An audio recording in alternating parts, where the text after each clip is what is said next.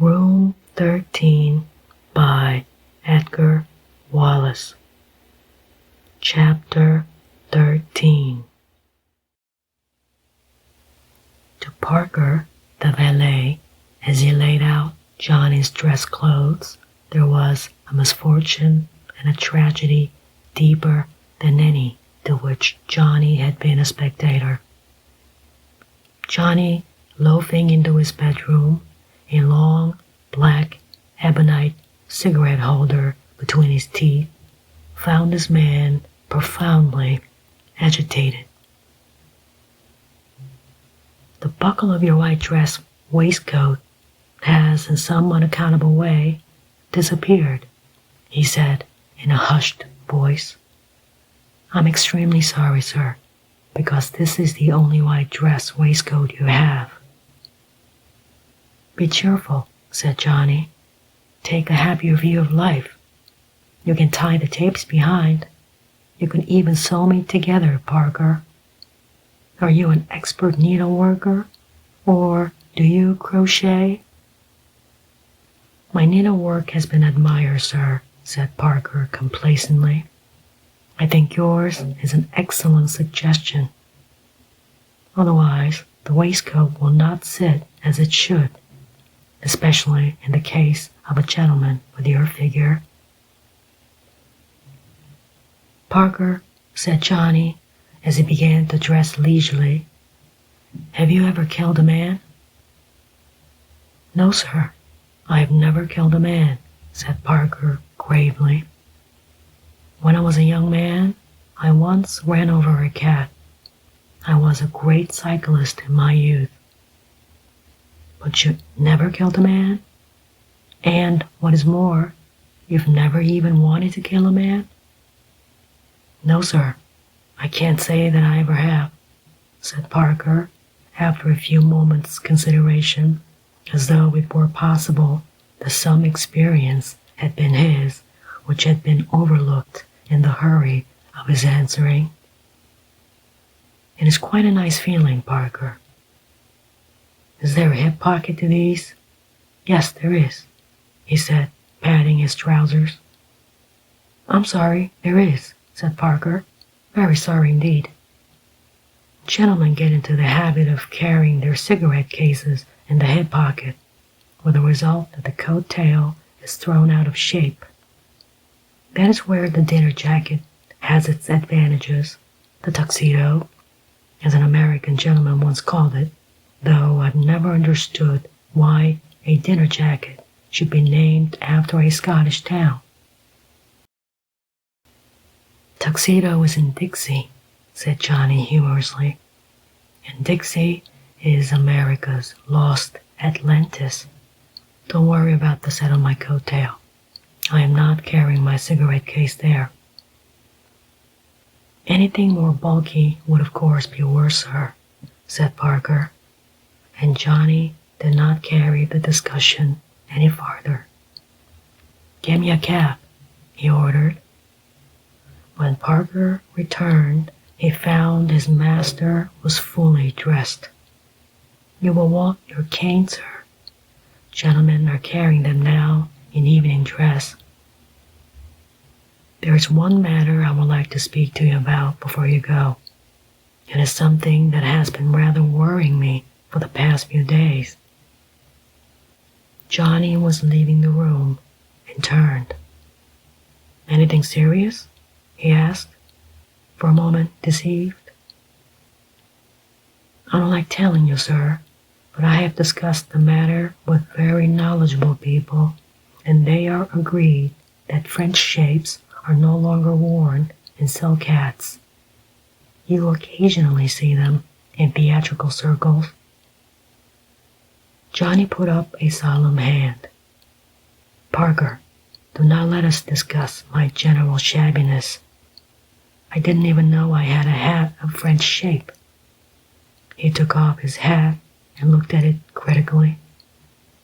"It is a much better shape than the hat I was wearing a week ago, Parker, believe me." "Of course I believe you, sir," agreed Parker, and turned to the door. Johnny dismissed his cab in Shaftesbury Avenue and walked down toward the club. It was dark now. 9:30 had chimed as he came along Piccadilly. It was a point of honor with all members of the high-low that nobody drove up to the club, and its very existence was unknown to the taximan. That was a rule that had been made and most faithfully adhered to, and the members of the high-low observed the rules, for if a breach did not involve a demand for the resignation, it occasionally brought about a broken head. Just before he reached the club, he saw somebody cross the road.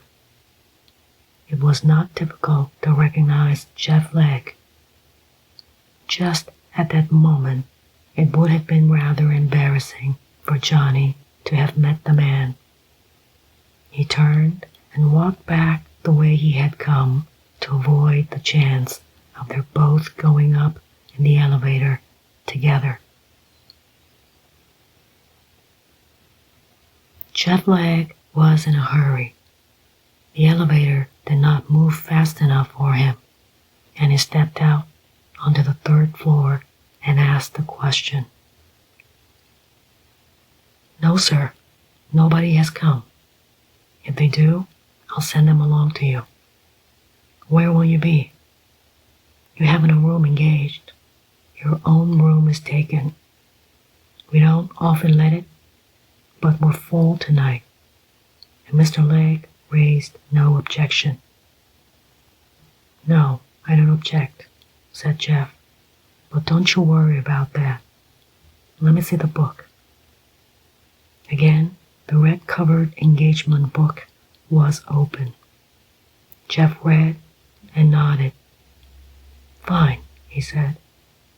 "Now tell me again who is here." "There is Mr. George Quillu with a party of friends in number 3. There's Mr. Bob Albert and those 2 young ladies he goes about with. They're in number 4.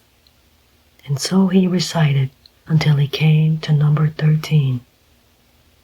"I know all about number 13, said Jeff Legg between his teeth. "You needn't bother about me, however. That will do." He strode along the carpeted hallway, turned abruptly into the right-angled passage, and presently stopped before a door with a neat golden 13 painted on its polished panel. He opened the door and went in.